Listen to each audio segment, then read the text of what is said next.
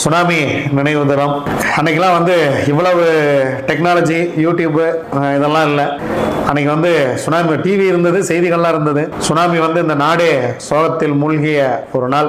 2005 நினைக்கிறேன், 2005, கிட்டத்தட்ட 20 ஆண்டுகள் நிறைவு பெற்று விட்டது. ஆனால் நீங்காத வடு நம் நெஞ்சில பாய்ந்து விட்டது இந்த சுனாமி நினைவு நாள் தான். சுனாமியில் தன் தாய் தந்தையரை இழந்தவர்கள், தன் வீட்டை இழந்தவர்கள், இயற்கையின் சீற்றத்தால் பாதிக்கப்பட்ட அனைவரும் எப்படியாவது இறைவன் அவர்களுக்கு ஒரு நல்ல வாழ்க்கை கொடுக்க வேண்டும் என எம்பெருமான் சொக்கநாதரிடம் நாம் அனைவரும் ஒன்றாக வேண்டிக் கொள்வோம். வெள்ளிக்கிழமை அப்படின்னாலே கோபூஜை. நம்ம வெள்ளிக்கிழமை மதியம் 1 மணிக்கு சுக்கரவரையில் நமது கோமடத்தில் கோபூஜை இருக்கிறது.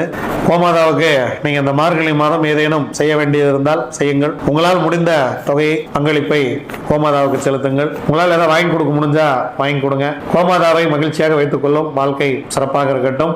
அருமையான வெள்ளிக்கிழமை. சுக்கர பகவானை வழிபடுங்கள், சுக்கரீஸ்வரை வழிபடுங்கள். சுக்கரனை வழிபட்டு வாழ்க்கையில் மகாலட்சுமியின் அருள் பெற்று மகிழ்வோடு வளமாக வாழுங்கள்.